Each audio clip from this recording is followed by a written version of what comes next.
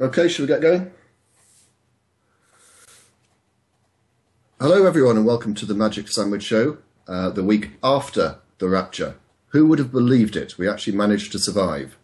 Welcome to the show this week, Thunderfoot, Aaron Ra, and as a special guest appearance we have Jack, Together for Peace, as he's known on YouTube. Welcome to the show, Jack. Good to have you along.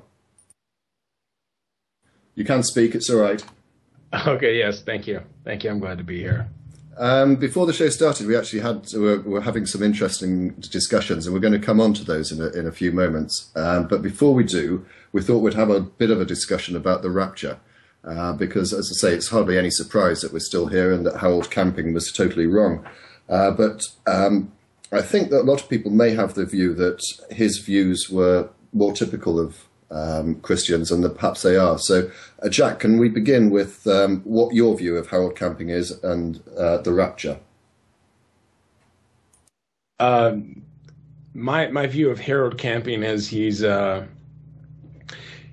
just an old guy that he had made a previous prophecy. What was it, back in '84 or something, '94, and totally screwed up on that. And it's unfortunate that people actually are following him. And I think it's been this idea of trying to say for certain when this rapture is supposed to occur is much more about Harold Camping and actually much less about representing and reflecting Christ. So, what are your views on the rapture? That's a good question. The book of 1 Thessalonians 4, it tells us this, it gives us this idea of being caught up, which is that word rapture, to be caught away. And so I believe that there is going to be a judgment in which Christ is going to return. When is that going to happen? I don't know. What is that going to look like exactly? I don't know. But I do believe there is going to be a time when Christ does return in a way that is going to be made manifest to everyone. Thunder, I know you want to say something. Before you do, can I just quickly say, if you want to appear on the show, please send a contact request to Magic Sandwich Show on Skype.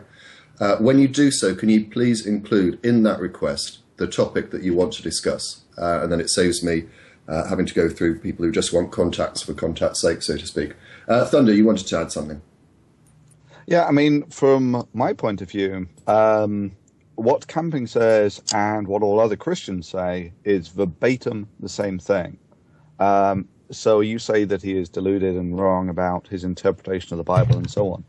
That the only difference between what you say about, Jack, best if you mute because otherwise the typing comes through. Thanks. The fatal mistake that Camping made is he actually made a prediction based on the Bible. If he hadn't have done that, then he would be exactly the same as every other Christian in the world.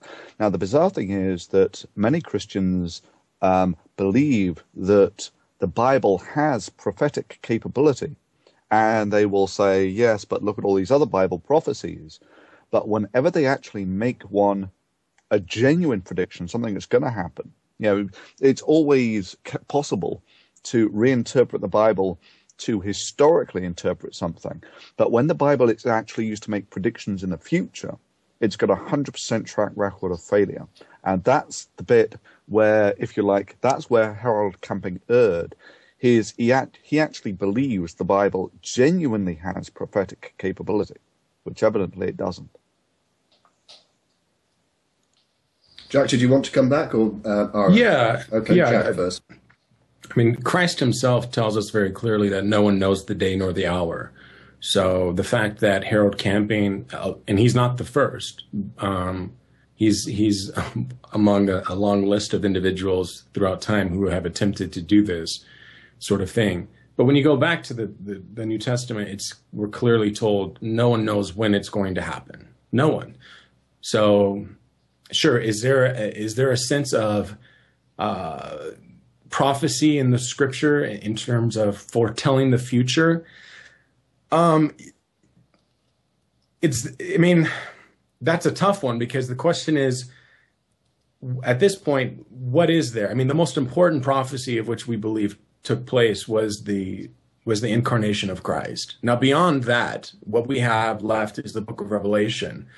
And everything in the book of Revelation is so filled with apocalyptic imagery that there's absolutely no way to really extrapolate much from that, except for a general theme regarding our life and our existence as Christians in a world that goes through these cycles of sort of destruction. And during these phases of history, we are called as followers of Christ to be faithful as Christ was faithful. That's the message of Revelation, is to be faithful like Christ was faithful, in which Christ was faithful unto death. And as Christians, if you read through the book of Revelation as it addresses the 7 churches, that is the message. It is one in which they are to give their lives sacrificially to Christ. It is not a message of, hey, you guys just wait because Jesus is going to come back soon. No, that's not really the message that is written to the 7 churches in the book of Revelation.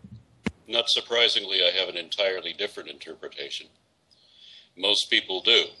I mean, Charles Manson went over one of the interpretations that Thunderfoot was reading just before the show started, where they said that the locusts had hair like women. Well, of course, that was the Beatles, and that meant that, since Manson's name was man's son, son of man, that meant that he was the Christ, and the Beatles were spreading their message directly to him. And the entirety of the White Album was called the White Album because it meant to be a white uprising, and all of this was supposed to be secret messages to Charles Manson, who happened to be dating a girl named Sadie at the time, and there was one of the songs of the album was called Sexy Sadie, so you can't deny that all of this was talking to Charles frickin' Manson. But my interpretation is a little bit different. It seems to me that Revelation was a message of everyone believe what we tell you to believe, because if you don't believe it, we're going to roast you, and Jesus himself is going to put you in a winepress of sinners, and the world will flow over with your blood. It is the fate worse than death if you don't buy into what we're selling.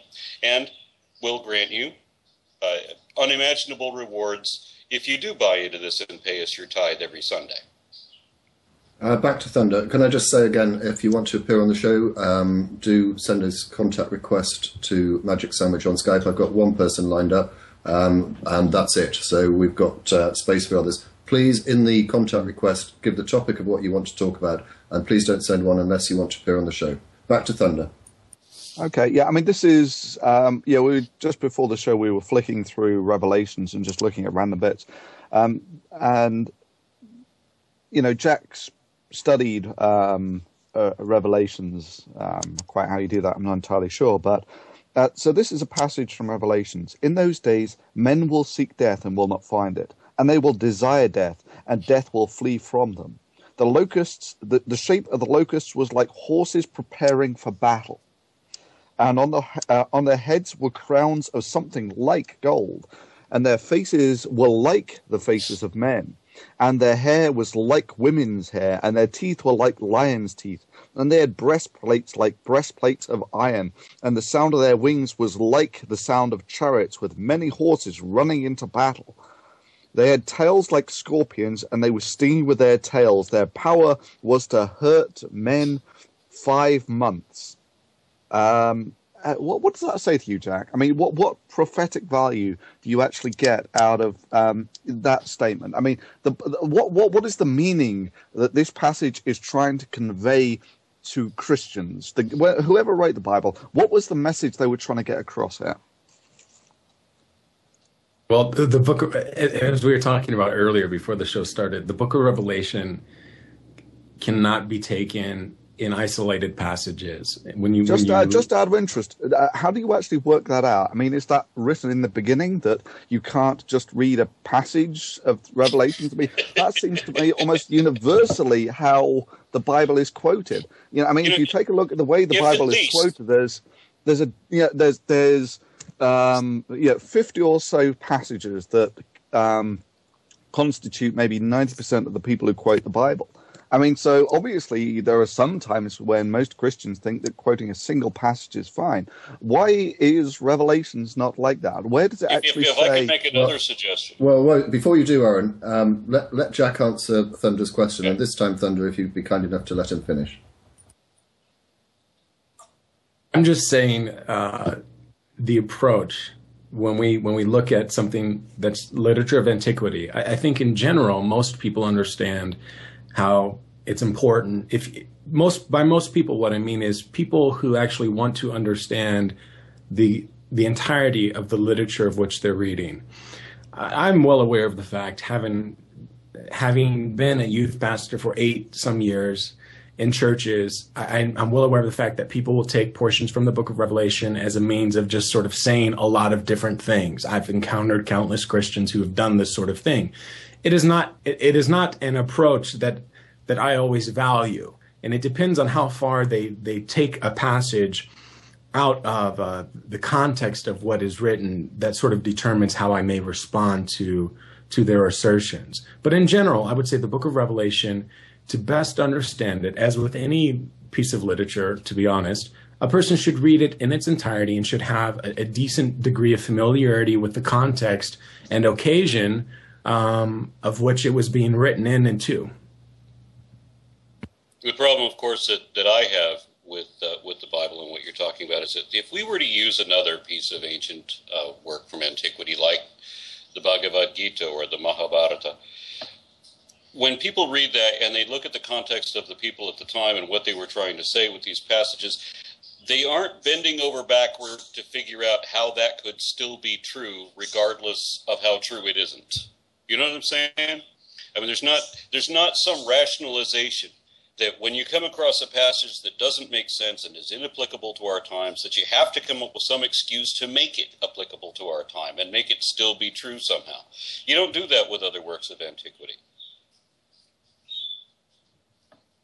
I beg to differ in a certain way. In other words, when it comes to literature of antiquity, we take a look at the context and occasion. It's, the audience that's being written to, and of course I would assume we're taking a look at the meaning in the text.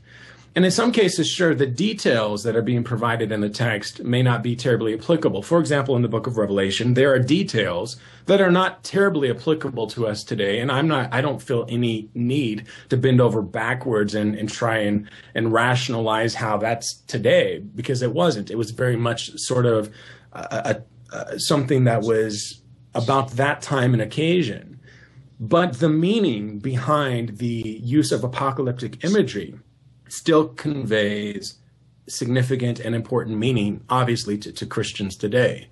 Okay, so it is today. You said it wasn't today, but it is today. And it was that time, but it's actually the future. What you're telling me is that you're reading this as though it is prophetic.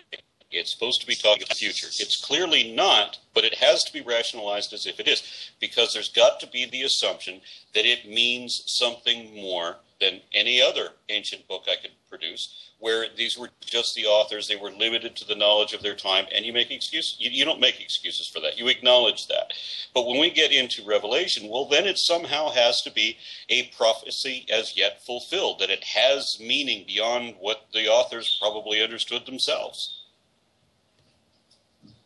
I think the meaning for the book of Revelation is not in trying to extrapolate from the apocalyptic imagery some specific details from it. For me, when you read through the book of Revelation, the meaning is very clear, and that is Christ gave himself, sacrificed himself, that we might find life and commune with God. And those who profess to follow Christ are called to do the same. And that is really the heart of the book of Revelation. It's not directed towards non-believers. It's directed towards believers who profess Christ, and they are being called essentially to live lives of faithfulness, that is, lives of sacrifice in obedience to God, regardless of situation and circumstance. And that's what the book of Revelation really portrays for us. It portrays various situations, various circumstances, and it gives us these 7 churches who are dealing with 7 different sorts of issues.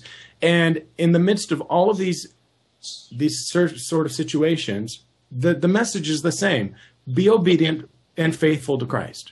Okay, being faithful. Were you reading the same book of Revelations, Jack? I mean... Well, hold on, Thunder. I got one more thing to say. One at a time. Aaron, then Thunder. Okay, I just got one more thing. I mean, it does say in Revelations that Jesus is going to put the non-believers through the winepress. I mean, he's going to punish us because we can't make ourselves swallow incomprehensible nonsense for no good reason, right? I mean, if we can't make ourselves believe that which is unbelievable for no reason,